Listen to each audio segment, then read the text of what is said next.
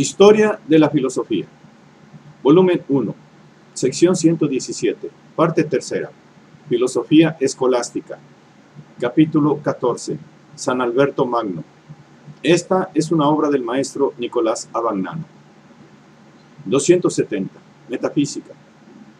Tomando de Aristóteles el principio de que lo que es primero en sí no es primero para nosotros, San Alberto cree que la existencia de Dios puede y debe ser demostrada, pero que la demostración ha de partir de la experiencia en vez de ser a priori. Por consiguiente, repite las pruebas cosmológicas y causales que la tradición escolástica había elaborado. Dios es el entendimiento agente universal, cuya relación con las cosas es parecida a la del entendimiento del artesano respecto de la cosa producida, suponiendo que este último produzca por sí las cosas y no por una disposición proporcionada por el arte.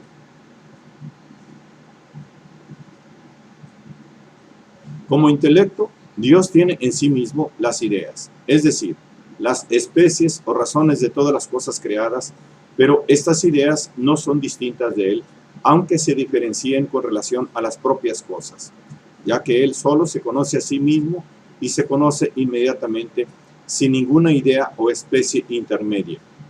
De donde se infiere que los géneros de las formas son tres.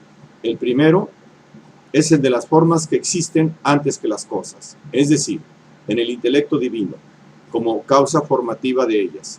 El segundo es el de las formas que flotan en la materia. El tercero es el de las formas que el intelecto, con su intervención, separa de las cosas. Estas tres clases de formas son los tres tipos de universales, ante rem, in re y post rem, que de ordinario admite el realismo escolástico. Pero San Alberto añade una limitación importante. El universal, en cuanto universal, solo existe en el entendimiento. En la realidad está unido siempre a la cosa individual, la única que existe. En la realidad, el universal solo existe como forma que junto con la materia constituye las cosas individuales.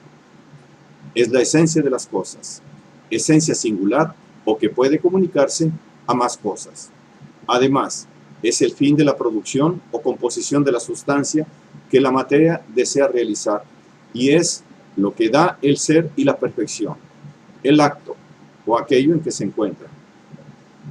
Además, el universal es la quiddidad, es decir, el ser completo de la cosa, que siempre es determinada, particular y propia. En este último sentido de quiddidad, el universal es la forma que el entendimiento separa de la materia y considera en su pura universalidad, abstrayéndola de las condiciones individualizadoras. Estas condiciones que individualizan residen en el quod est, que es la existencia, el sustrato del ser. En efecto, San Alberto se apropia la distinción real entre la esencia y la existencia.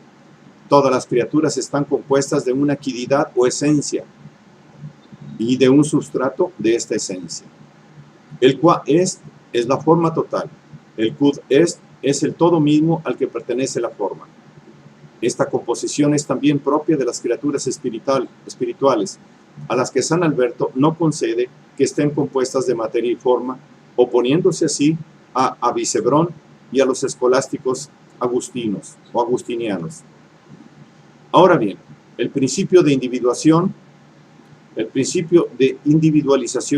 es precisamente el quod est, el sustrato de la esencia, el cual, en cambio, es común y participa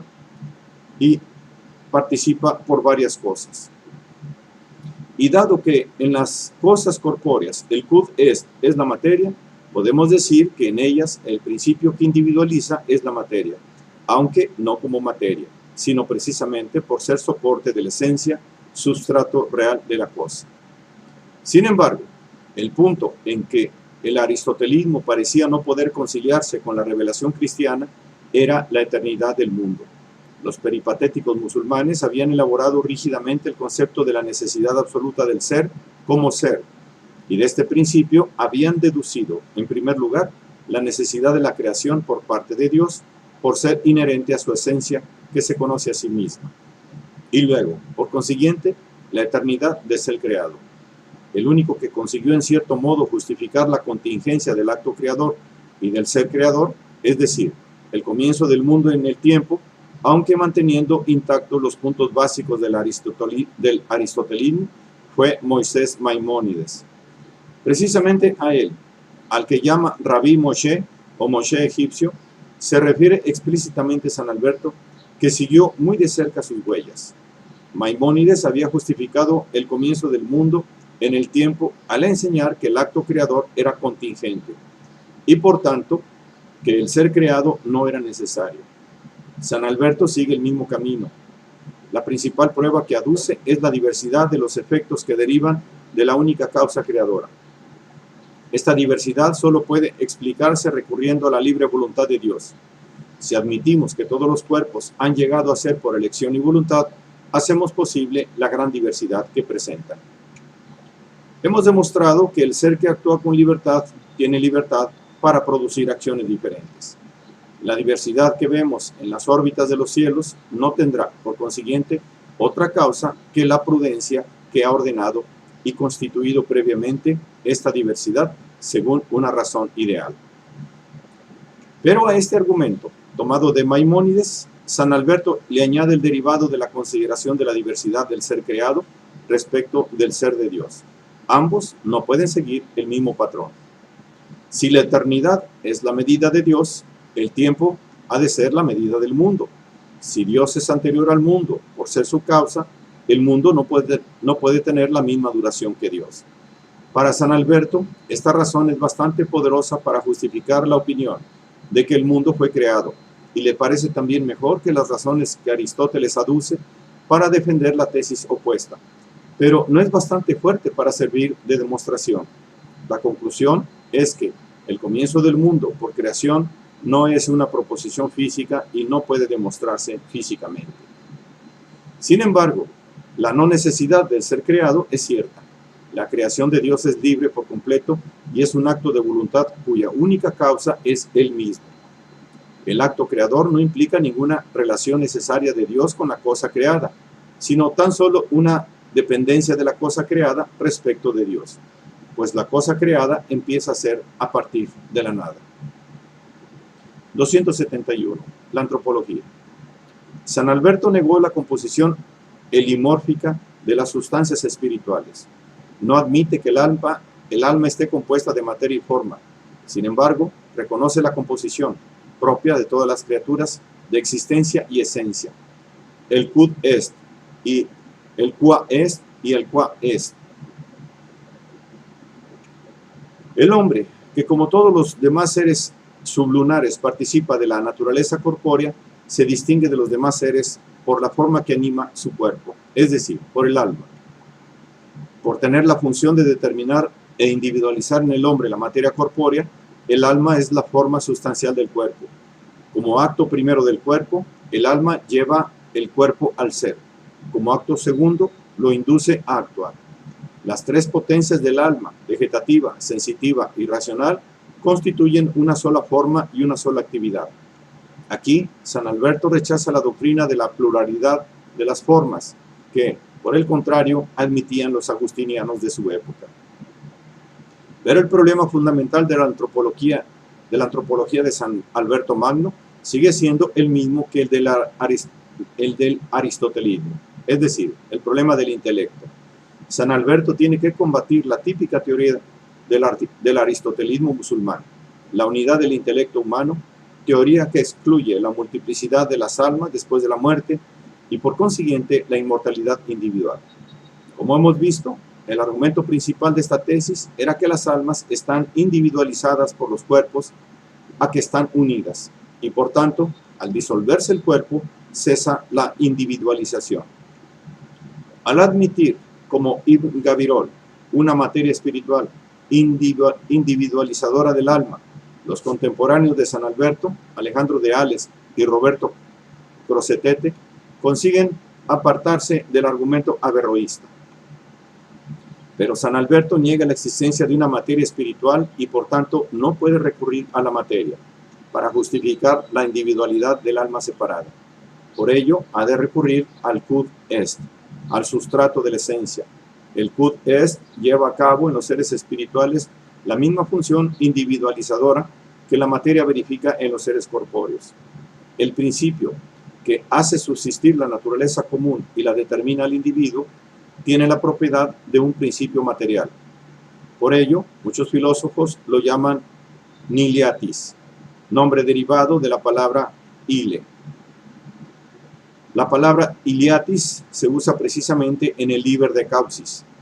San Alberto sienta el principio de que, excepto el ser primero, todo lo que existe está compuesto de Quod Est y Quod Est.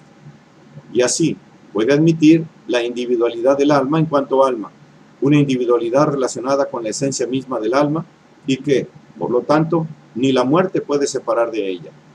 Los entendimientos o intelectos que distingue San Alberto, siguiendo en especial a Avicena, son parte del alma humana.